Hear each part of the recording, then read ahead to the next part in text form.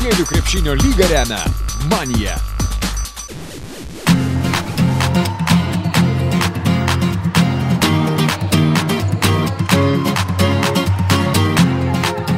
Savaitgalį Lietuvos moksleivių krepšinio lygoje įvyko jauniausių mergaičių iki 13 metų pirmojo iššūkio finalinis ketvirtas, kuriame susitiko stipriausios šalies komandos iš Kauno, Kėdainių, Vilniaus bei Panevėžio miestų.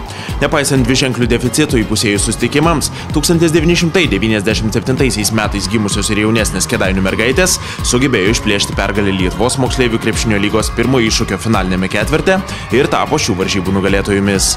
Namuose rungtyniavusios kėdainietės finale tik po atkaklios kovos 54-52 privertė pasiduoti Kauno KM Aisčiai pirmąją komandą. Koks skonis, aš tikriausiai galėsiu pasakyti po savaitės arba po dviejų. Jeigu yra kosmosas, tai aš dar iš jo negrįžau. Aš iš jo dar negrįžau.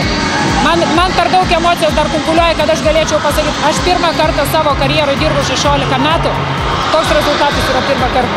Nugalėtojams net 23 taškus pelniusi Laurita Jurčiūtė buvo rezultatyviausia mačo žaidėja. Bet kas padėjo laimėti? Aišku, trenerė ir asistentas Kuprianovas. Buvo, aišku, labai daug piktumų, bet susitarėm ir laimėjom. Šiandien taip. Komandos lyderiai puikiai talkino 14 taškų į kauniečių krepšį įmetusi Kamilė Truskytė. Susikaupėm, nežinau kaip pasakyti. Tiesiog padarėm ir viską. Su draugų pagalba ir treneris ir padėjo, tikrai viską galim padaryti. Na, ką mes kalbėjom Rūbinėje, aišku, aš to neišduosiu. Tegu lieka tarp mūsų.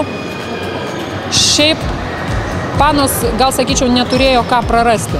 Tas ir buvo stengiamasi jom pasakyti, kad mes jau esam vice čempionai šiai dienai. Jeigu mes žengsim dar žingsnelį į priekį, bus labai gerai. Nežengsim, niekas dėl to mūsų nekaltins.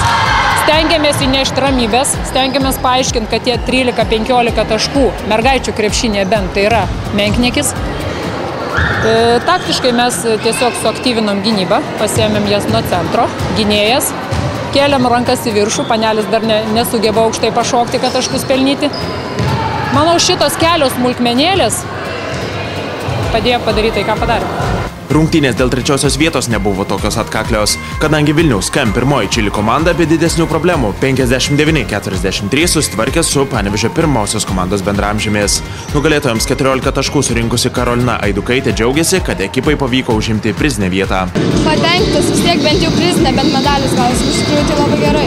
Reikėjo vis tiek pasistengti, nes jeigu be jėgų tikrai nebūtumėm laimėjusios. Reikėjo ir morališkai stengtis ir fiziškai. Šis mergaičių finalinis ketvirtas šį sezoną buvo vienas paskutinių Lietuvos moksleivių krepšinio lygoje.